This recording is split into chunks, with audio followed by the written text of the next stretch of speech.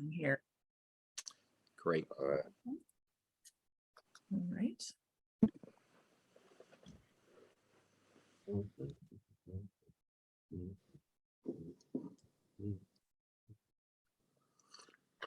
Well, it's 10:30 and you are tuned in to Brainstorming the Human Connection. I'm Lawrence Diggs, and this program is put on by the South Dakota Humanities Council. Where did that go, that last word? I knew it was in there somewhere.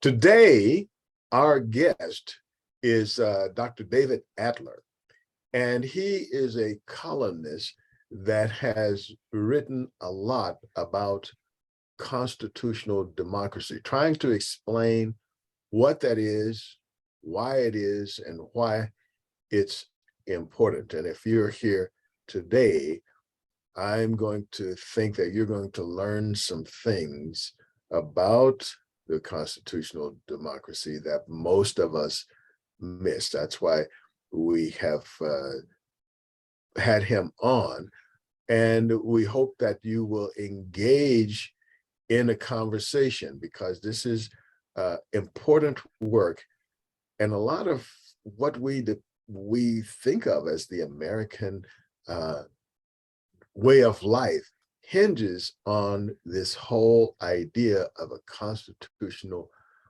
democracy. And it really works for us to think about how important that is to everything we do, not just to our politics, not just to our laws, but everything that we do, because it's the basis of how we organize ourselves. And that organization, the structure itself, dictates a lot of what we can and cannot do, with varying degrees of resistance. And if you get enough resistance to something, then just like in electricity, the current stops. And if our current stop, it's not pretty. So welcome, Dr. Adler. And I would like to begin this conversation with you kind of giving us a 50,000-foot view of who is Dr. Adler really. Well, thank you, Lawrence. Thank you very much for having me. It's a pleasure to be on the program. I admire it. I admire the theme and feel privileged to be able to participate. So who is David Adler? So I grew up in southwestern Michigan. I graduated from Michigan State University as an undergraduate, moved to Utah as a journalist to work on the Salt Lake Tribune, and proceeded to quit my job there once I realized how much I loved studying the Constitution. And there happened to be an eminent constitutional law professor teaching at the University of Utah. So I enrolled in his courses, worked with him, and earned my PhD at University of Utah. And then I've served as a professor teaching constitutional law at a variety of universities, and wound up here in Idaho because I realized that how much I had grown to love the Western United States and wanted to come back here after taking a job at a university in the Midwest. And since then, I've been able to do what I most enjoy, and that is teach about the Constitution, write about it, travel here and abroad to give some lectures on different aspects of the Constitution. And most recently, it's been my pleasure to become the president of the Alturas Institute, based here in Idaho. And we promote the Constitution, civic education, equal protection of the law, and gender equality, all in the name of trying to preserve and protect American democracy. And so I've been fortunate enough to have the opportunity to write newspaper columns, as you kindly mentioned, that focus entirely on the Constitution. These are non-partisan, apolitical, that run in newspapers in a variety of states, including South Dakota, thanks to your colleague, Ann. And it's been a lot of fun for me And this recent series has been focusing on landmark Supreme Court cases. And the goal here is try to help readers understand why these cases are indeed landmark cases, how they make a difference in the life of the nation and in the lives of our citizenry. And this is all part of my exercise in civic education for the community at large. And so I've written probably hundreds of columns, and this is maybe the most fun that I've had, because as I say, I avoid politics and just try to focus on explaining the meaning of the Constitution and its explanation by the Supreme Court over the years. And I've really enjoyed lots of letters, emails from people who happen to read these columns, and that has served to promote some pen pal relationships, friendships, and the opportunity to further engage with readers and listeners. So that's essentially who I am. Thank you. Well, I appreciate that. And I would like to shift now to defining terms. I like to do that because I think if we don't define terms, then we're sort of talking past each other often. And so I would like you to tell us, what is a constitutional democracy? In 10 words or less. No. As an academic, I tell people if I don't get enough time to speak, then it's going to be really unsatisfactory. And because as an academic, it takes me 5 minutes just to clear my throat. So 10 words, barely. I think you're absolutely right. We need to define terms, as Voltaire said, so that we can all be on the same page. A constitutional democracy, in my view, Lawrence, is a system of government which allocates powers to the three branches of government in particular ways and divvies up responsibilities and duties in particular ways, while promoting the essential democratic values that we all hold near and dear, including those magisterial rights set forth in the Bill of Rights, including freedom of speech, freedom of the press, freedom of religion, due process of law, and of course, equal protection of the law. So a constitutional democracy is a system which has as its aim protecting the rights of human beings and the dignity of human beings, because it is a system set up, as Lincoln so nicely put it, it's a system of, by, and for the people. And it is essentially a covenant among the people. We agree to obey the law. We agree to defend one another's rights. We agree to hold government accountable.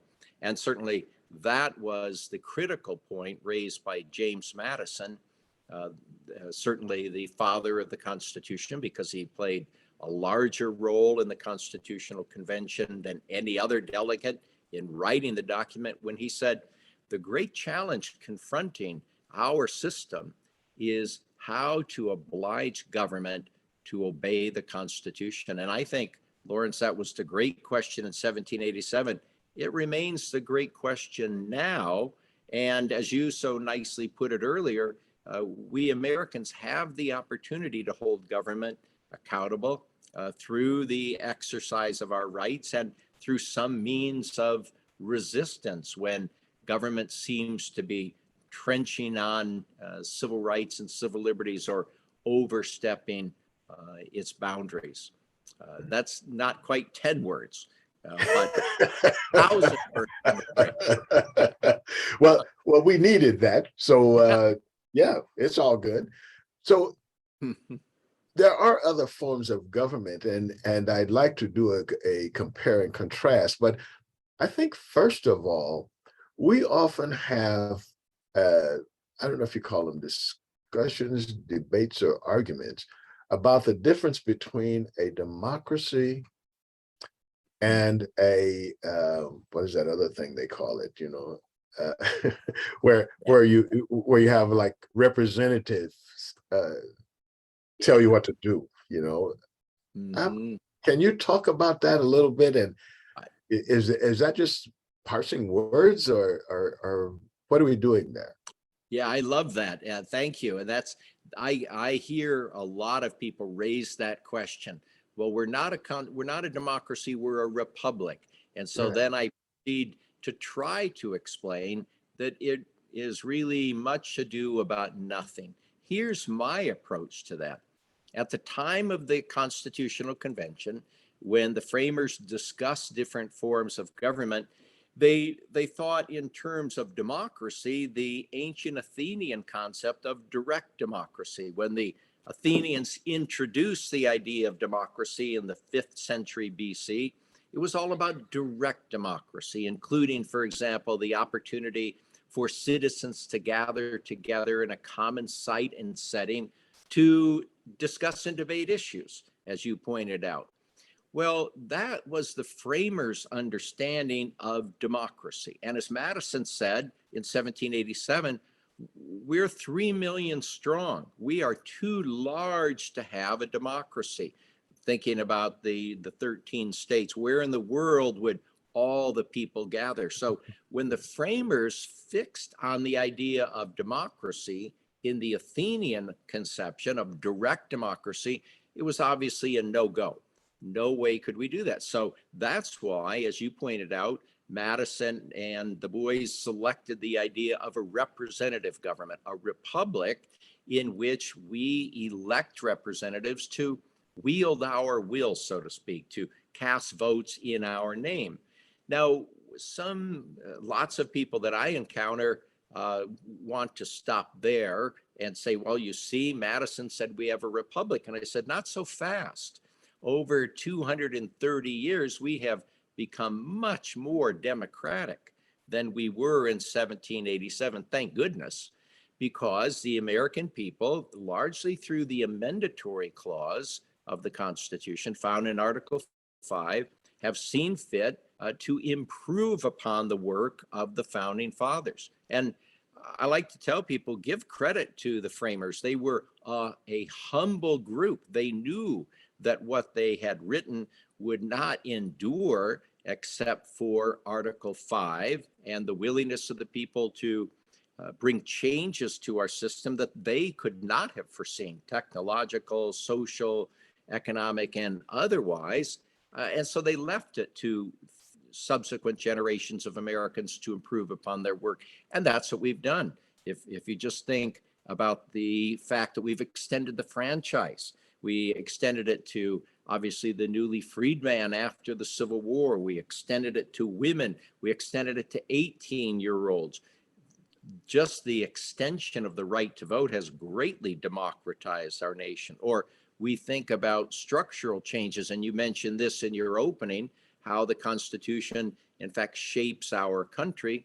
If we think about some structural changes, consider the 17th Amendment, which provided for the direct election of U.S. senators rather than having state legislatures who were often bought off by rich interests and corporations select those who would represent the state in the United States Senate. So those are just a few examples of how we've become much more democratic. But just consider the changing mores and conventions in our society as we've attempted to deal with the problems of isms such as sexism and racism and so forth. Clearly, we have a lot of work to do, as contemporary events demonstrate, but our nation has become much more democratic. And so I like to say to audiences, let's not sweat this. You can call us a democracy or you can call us a constitutional republic, but in your hearts and minds, you should know that we are far more democratic than we were 200 plus years ago.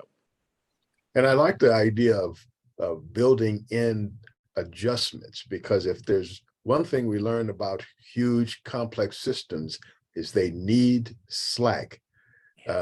Rigidity is fragility, as they say. It's like if you don't adjust, you crack. So we have to build those things in, and it's, as you put it, it's fortunate that the framers saw that. One of the things that I notice about the well, maybe I'll get back to that question, but I should follow up on my last question um, before we go too far. How is our constitutional democracy different than other forms of government? I mean, there's lots of forms, so we don't have time or interest to go to everyone. But if something that's let's say highly contrast, one or two, can you tell us how they work and why this constitutional democracy is better? What advantages does it have? Yeah, thank you. If I may, just limit it to two examples. Sure, sure. For the moment. The first thing we would say is that when the framers gathered in Philadelphia to write the Constitution, the easiest thing that they might have done would have been to adopt the English system, because of course we began as English citizens and English subjects of the crown, and that would have been the easiest thing, except for the fact that we had just fought a revolution against England a decade before to free ourselves of monarchical tyranny and so forth. And so that wasn't in the cards. Or we might have simply embraced the parliamentary system, practiced in England and still governs in England, in which the House of Commons or our House of Representatives might have elected a prime minister. But the framers of the Constitution had already demonstrated their commitment to separation of powers, and so they could not possibly have gone down that road, because if the Congress were to elect our executive, then we would not have separation between the executive and Congress, that the president, whom the framers hope would be independent, might always be looking over his shoulder, at someday her shoulder, to see if Congress is happy or disappointed with the executive action. So separation of powers, which is a good thing, precluded our embrace of the parliamentary system. But I think the big contrast that I would like to make is, of course, between democracy and what we would roughly call totalitarianism. And it was beautifully illustrated, I think, in a 1943 Supreme Court opinion written by Justice Robert Jackson in a case called West Virginia Barnett versus West Virginia Board of Education versus Barnett. And at issue there was a common state law in the time that required school children to salute the flag at the beginning of each school day. And the Supreme Court, just 3 years before that, had upheld a Pennsylvania statute. Now, within 3 years, the case is back before the court because Americans are alarmed. They are up in arms about this, principally because the students challenging the West Virginia compulsory flag salute case were Jehovah's Witnesses, and their religion taught them, thou shalt not pay homage to a graven image. And thus, because they considered the flag to be a graven image, every time they were required to salute the flag, they were violating one of their most fundamentally important religious principles. And when that was combined with the issue of freedom of speech, a choice whether or not to salute the flag, that became a powerful hybrid assertion of rights and liberties. And so in 1943, the Supreme Court reversed itself, overturned that 1940 decision. And what Justice Jackson wrote was so eloquent. It's one of his best opinions, and it stood tall for what America is. He contrasted the requirement in Germany that German subjects or citizens were forced to salute Hitler every time they saw him. And he said, why, essentially, I'm paraphrasing, why would we force American citizens at this point in time, when we are at war with a totalitarian government, to mimic that behavior? And what he did so nicely was to say that in America, under our Constitution, under the First Amendment with respect to free speech and freedom of religion, is that there is an inner sanctum of the mind, a little corner of our brains that is off limit to government, Whereas in a totalitarian system where the government would suppose that it could not only control the behavior of people, but also control the thought process of people, thus regulating or governing the totality of somebody's life. That's totalitarianism. But here in America, he said, the First Amendment protects us. The government has no authority to enter that little inner sanctum of the minds where we are free to contemplate our views, religious, political, and otherwise. And that, to me, so beautifully and starkly demonstrates the sharp distinction between democracy and totalitarianism. And of course, it's always important for Americans to be aware of the threats to our democracy brought by totalitarianism or forms of it in the nature of authoritarianism that would purport to deny the will of the people, undermine the right of the people to govern themselves, violate the Constitution frequently, ignore the importance of the rule of law, and thus tear down all the constitutional structures that we have that have given us the life that we enjoy in America. To affirm what you said in your opening, and often Americans, I think, take for granted that everything that we have in life is attributable to our democracy. Flawed or not, it is still attributable to our democracy, our rights and liberties, and the concept of limited government.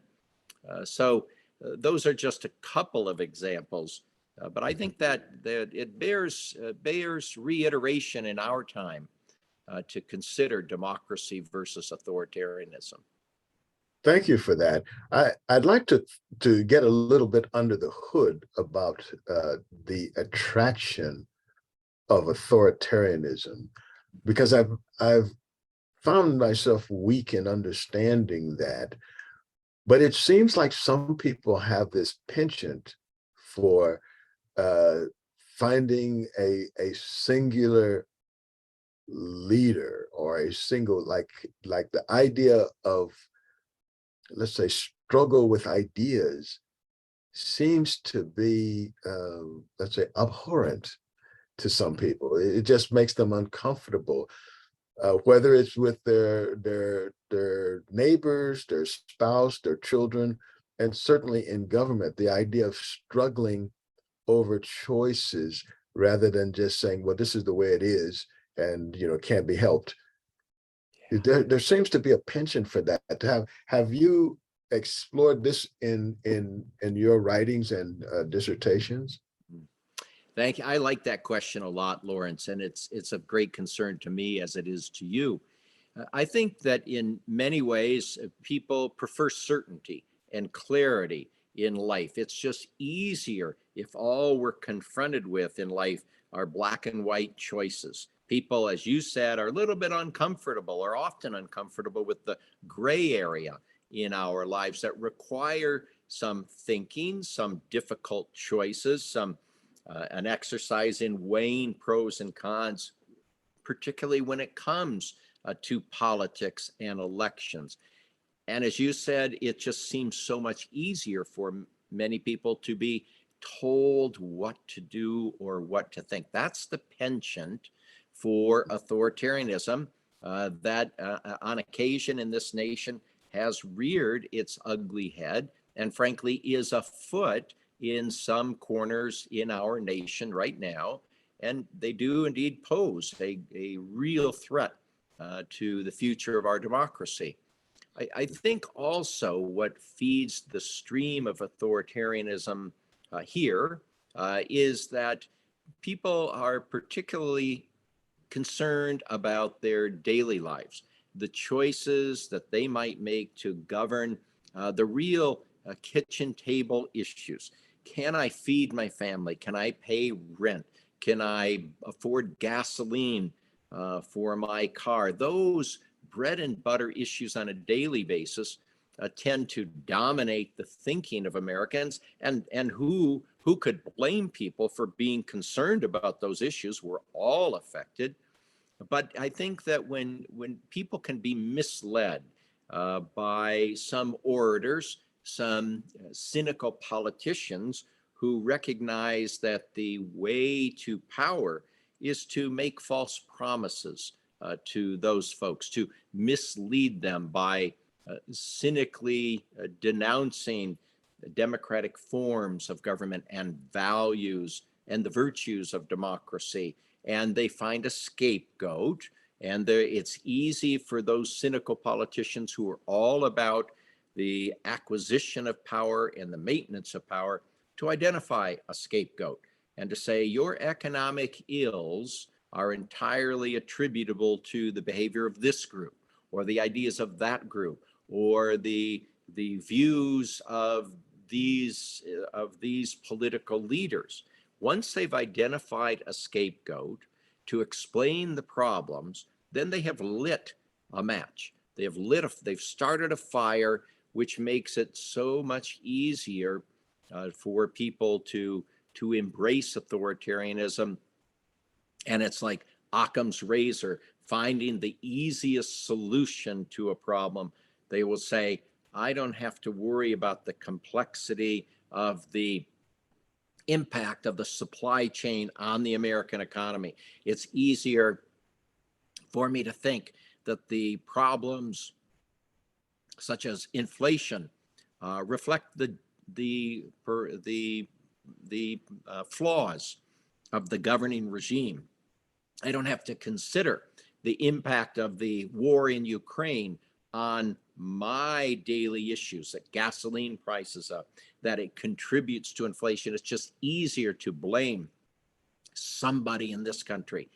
And so I think what that reflects, Lawrence, is the fact that we're reminded, as Lincoln said, reflecting what the founders said, that the defense of democracy requires some work. The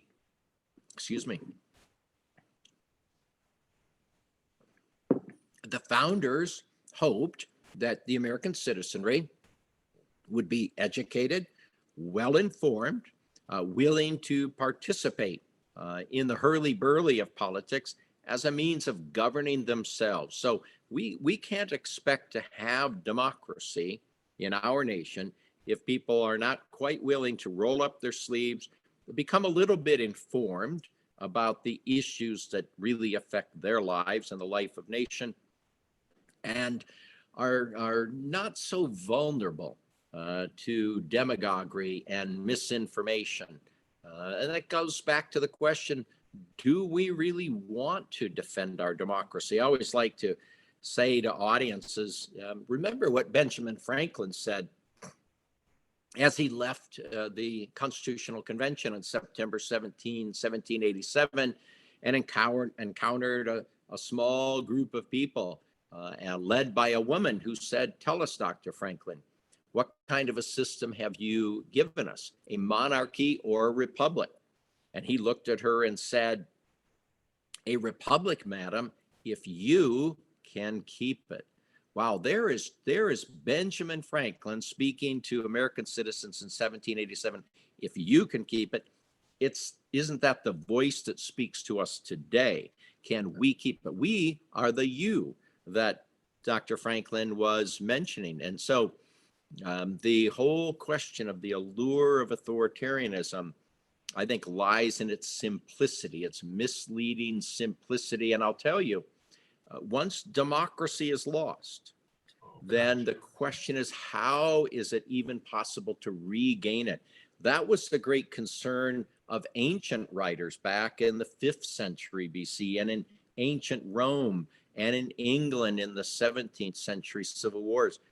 How do you regain your rights and liberties once they've been taken from you? Because Americans should understand, quite frankly, that in an authoritarian system, there is no such thing as rights or liberties. Despite the speeches, the demagoguery advanced by authoritarians or aspiring authoritarians, there is no guarantee of rights or liberties. So they can be beguiling. And once people say, I'm going to abandon democracy and embrace authoritarianism, they should be very mindful that they might be surrendering precious rights and liberties with very little, if any, hope of recapturing those anytime in their lifetimes. Right. I want to open it up to our esteemed panel here. Any of you have questions, comments? Lawrence, I want to just jump in and share a question that came through Facebook. Sure. And I want our Zoom participants to be able to ask as well, but as long as we have this on the line. Deb, who is watching on Facebook, says, I've read some of your articles and I can see that you're simply presenting the decisions of the court. Do you feel comfortable sharing your personal preference of mode of constitutional interpretation, originalist, structuralist, etc.? So in other words, Dr. Adler, would you kind of define what you think your mode of interpretation is? Oh yeah, sure. Thank you. Thank you, Jennifer. That's an excellent question. And thank you to the questioner for reading my columns. I always like to tell people it's worthwhile to read my columns, if for no other reason than that they might cure your insomnia. So there is some benefit to reading them. That is such an important question, and I welcome it. My approach to interpreting the Constitution is very much the conventional approach, the approach that has been adopted for many, many decades. And it starts this way.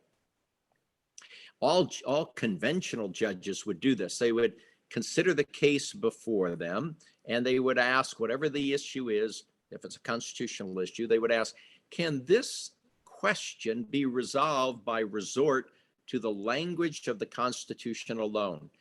If we can look at the language that is the text of the Constitution by itself, can we resolve this legal question?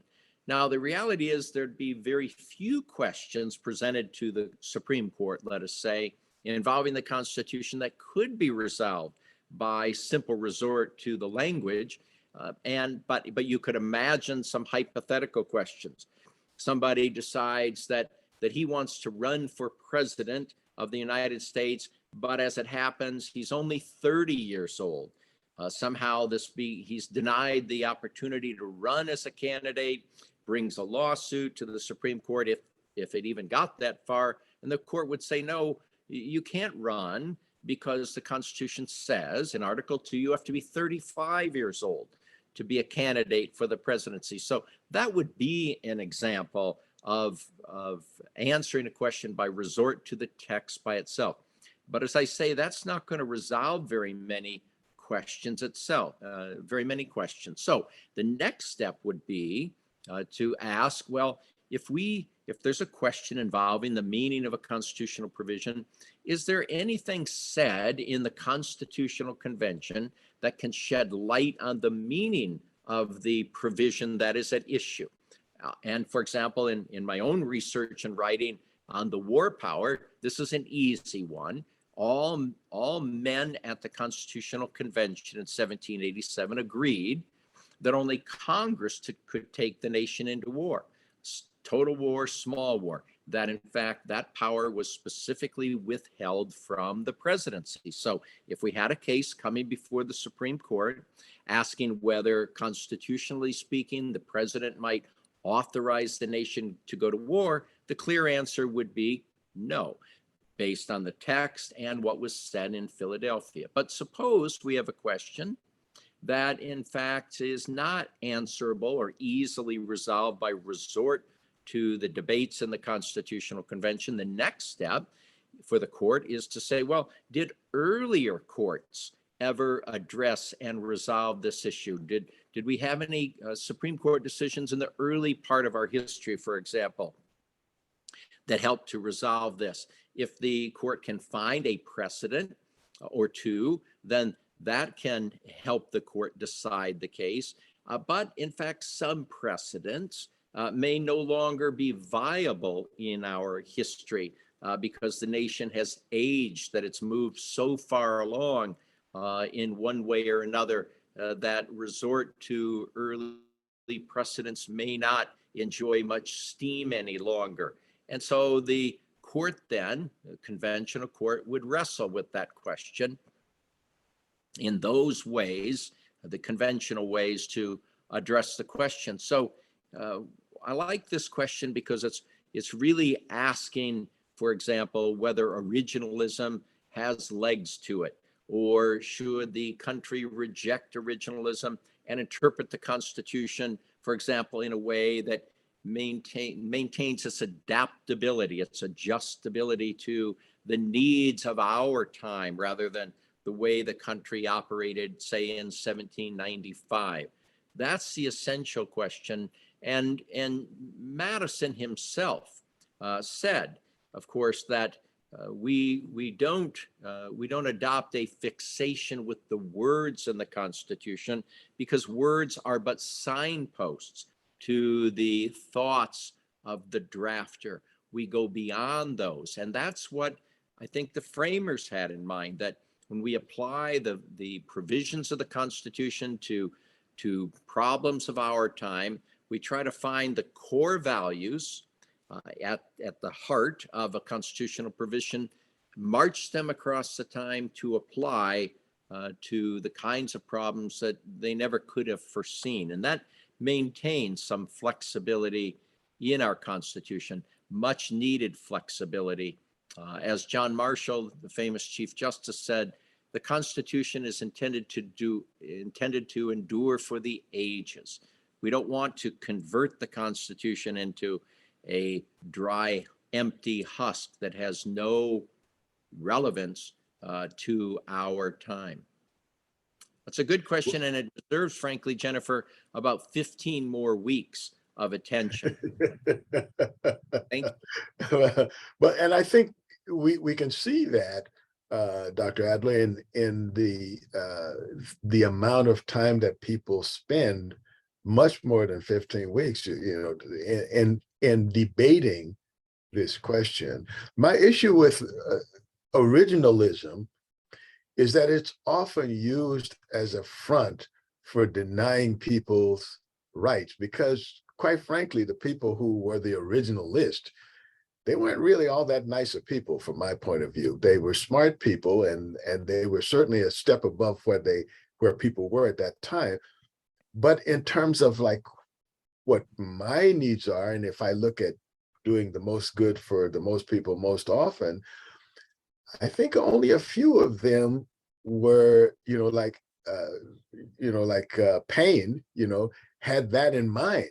A lot of the other people, they were slave owners. They didn't want women. They certainly didn't allow Native Americans. So to me, when people say, well, let's go back to what the original founders think, I'm thinking, I don't really think like those guys. I'm not following them completely.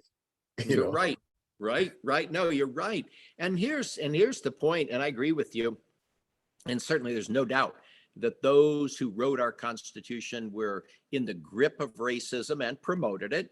Those were the dominant beliefs and attitudes of their time. But here's the thing I think to note, is that for many who like to advocate originalism as a means of interpreting the Constitution, they often forget that approach would also apply to every subsequent amendment to the Constitution.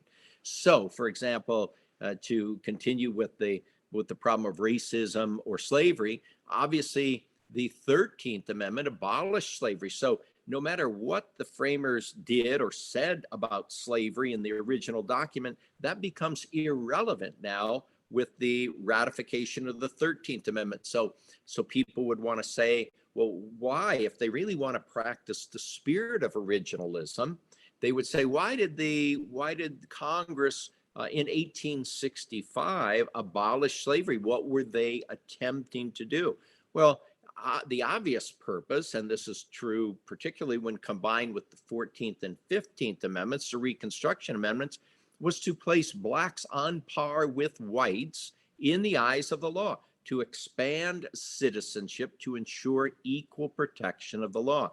So what originalism would mean in 1787 would not carry the same meaning with respect to the Reconstruction Amendments and the dramatic changes that Congress wrought in our constitutional system in the 13th, 14th, and 15th amendments.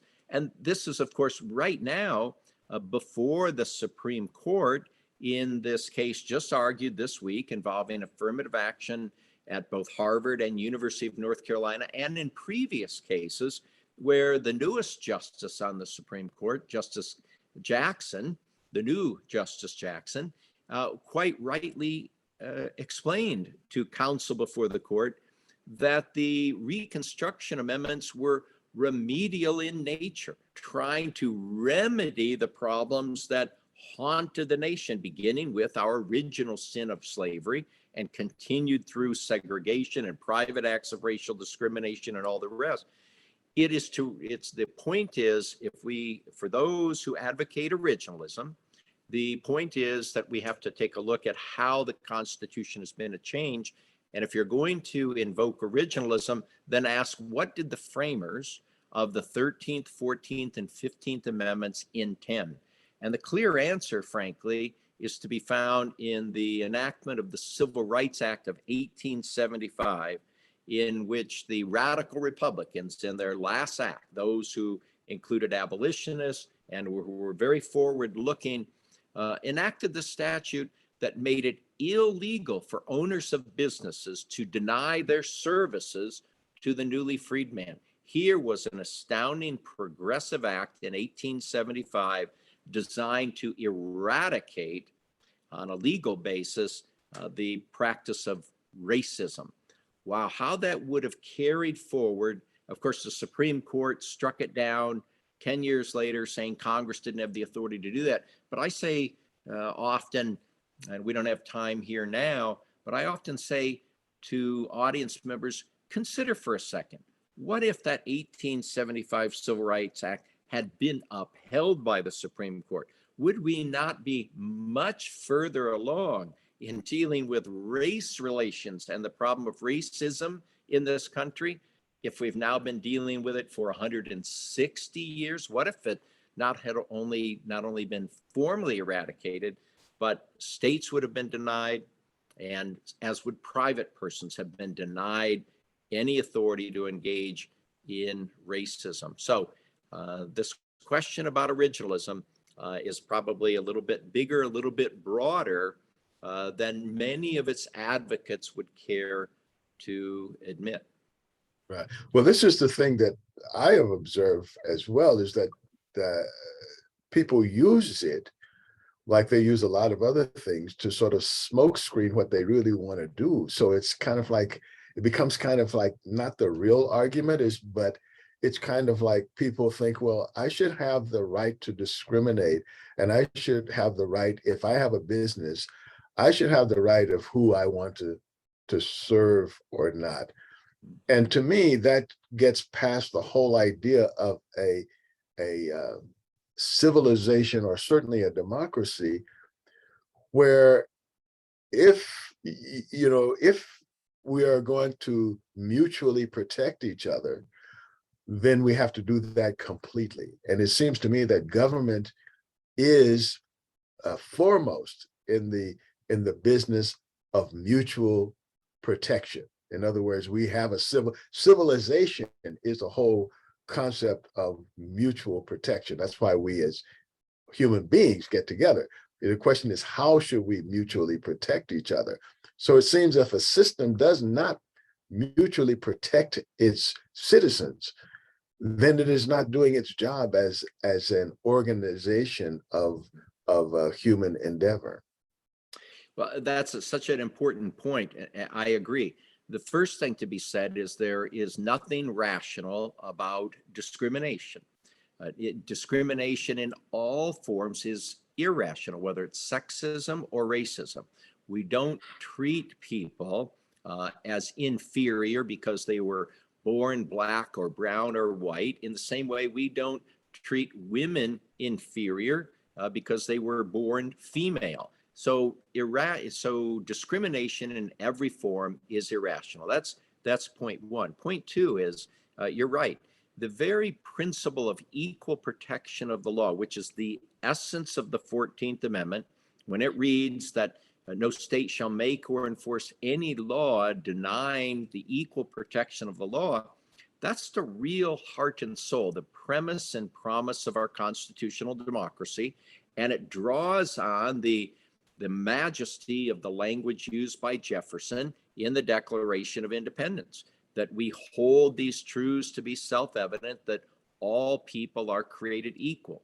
In their time, the founders only saw that as an aspiration. As Lincoln nicely explained, the nation wasn't mature enough, which was a generous way of stating it. The nation was not mature enough to give life to those words, but certainly that's what we did with the Reconstruction Amendment, certainly the 14th Amendment. And so if we claim to be a nation committed to the rule of law, of, in fact, law and order, of equal protection of the law, then we can't cherry pick. We cannot say equal protection for some people, but not others, because then we truly don't mean it. And that raises a very important question to me, and that is, can we look at ourselves in the mirror and ask ourselves if we truly want our nation to be a system based on the rule of law, based on the principle of equal protection? I would like it to be the case that 100% of Americans said yes to that. We're not there, but how about for those of us who do intone the virtue and value of equal protection of the law? Can't we say to ourselves, by George, if we really mean this, then we can't accept violations of the rights and liberties of our fellow citizens. Otherwise, we are saying we're hypocritical here. We're not really walking the walk here. Let's walk the walk here in America. And I think in the same way that Madison said in 1787, the great challenge confronting our constitutional democracy was ensuring that government would obey the Constitution. I think the great issue confronting Americans is to look in the mirror and ask themselves, do we really want to be a country in which we live up to the words of the 14th Amendment and guarantee equal protection of the law? Cherry picking leads to disaster. Cherry picking the Constitution undermines our democracy, and it gives rise to authoritarianism. So it's our responsibility to safeguard our democracy by ensuring that essential principle. I think it's worth noting as well that if we don't have that principle, the people that it does not protect have no buy-in to protecting the law. In other words, if the law is not working for me, it's working against me, then why should I obey that? So you're basically asking for lawlessness, because the real buy-in is not punishment. It's not even apprehension. It's the idea that I benefit from having a rule of law. And part of what I give up is the idea that that everybody has to have the same laws. Once it doesn't, I don't have a buy-in. I don't have any reason at all to protect a system that protects these people, but at my expense. I think that's so true. And history agrees with you. Men from vastly different centuries, say from Aristotle to Justice Louis Brandeis in 1927, agreed that government is the best educator, because if people observe government, obeying the Constitution, in fact, adhering to the law, enforcing the law in accordance with constitutional prescriptions, including equal protection, then Americans will buy into the idea that they too should obey the law. And if on the other hand, we citizens see governmental officials violating the Constitution, disobeying statutes, essentially ignoring legal constraints, we say, why should we obey the rule of law? So that's a very essential principle in our constitutional democracy.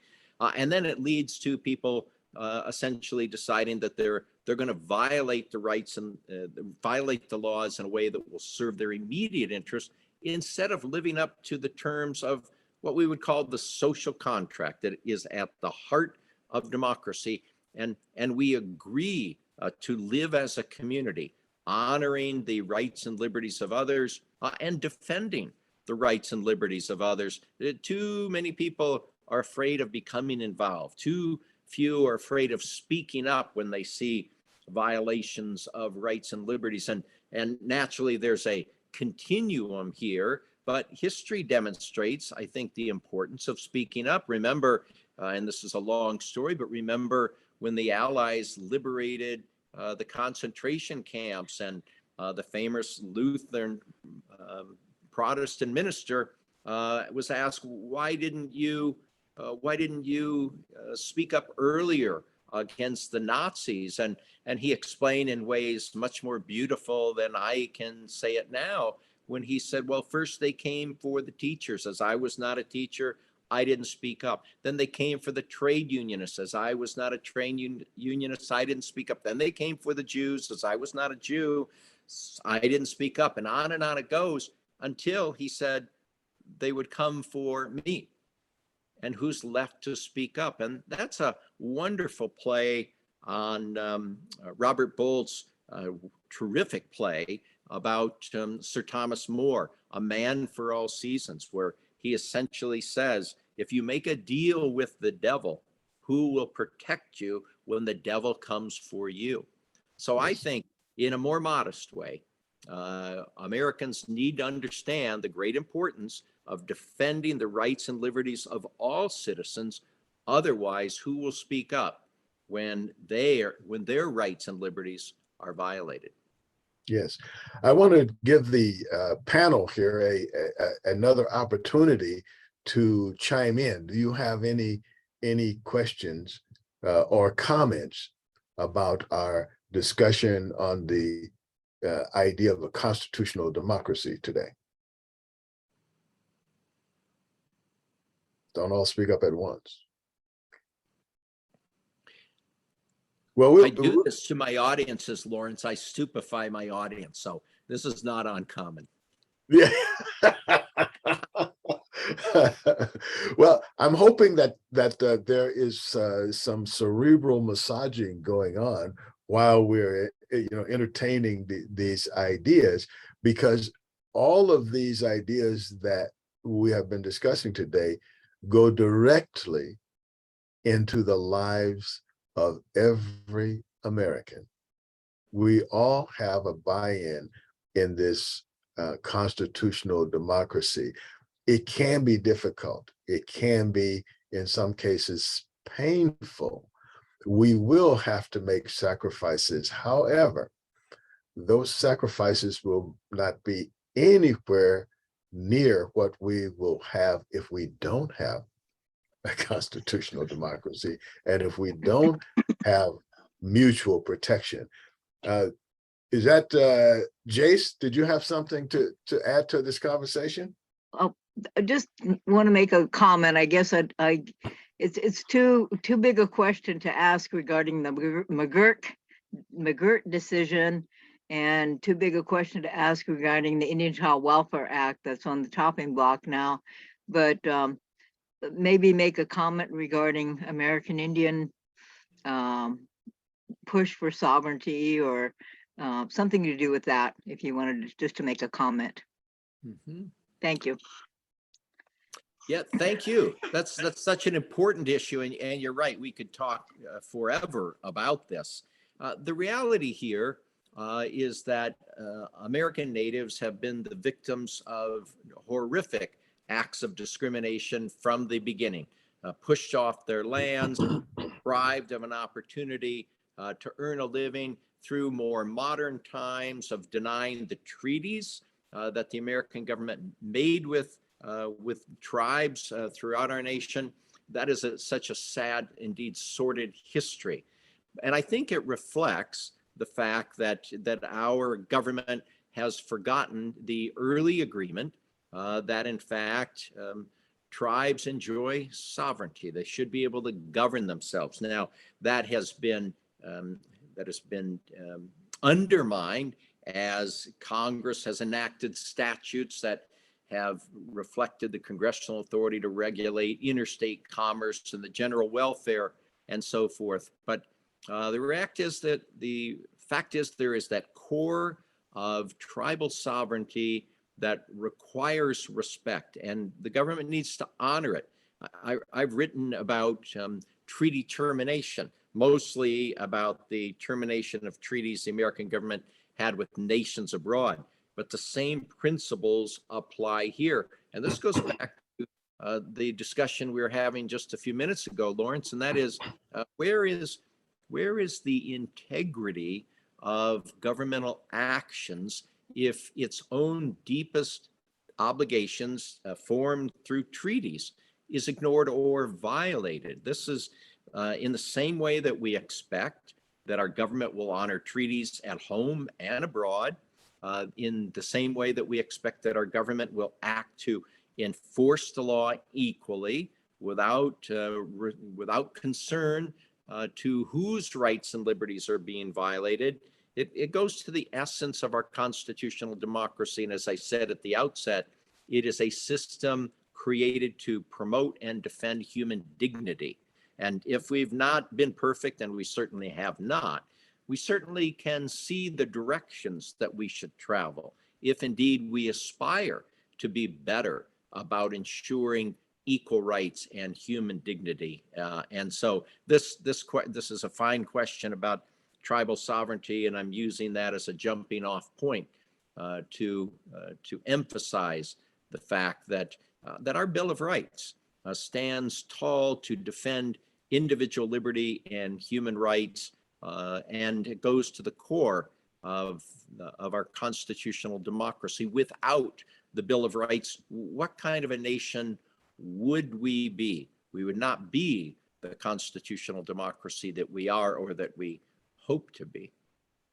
You know, we have time for one last question here that was posed from Facebook, and that is, what are your thoughts about expanding the Supreme Court, with an eye that we're out of here in about 3 or 4 minutes? 10 words or less. Thank you. 10 words or less. That's right. That is such a powerful question. And the reality here is that the exploitation of the appointment process with respect to the judiciary, in essence, its politicization, its exploitation, now raises to the forefront a question that many would not have been seriously concerned to address even 10 years ago. But the reality here is that the manipulation of the judicial appointment process now does give rise to the question, how do we remedy this?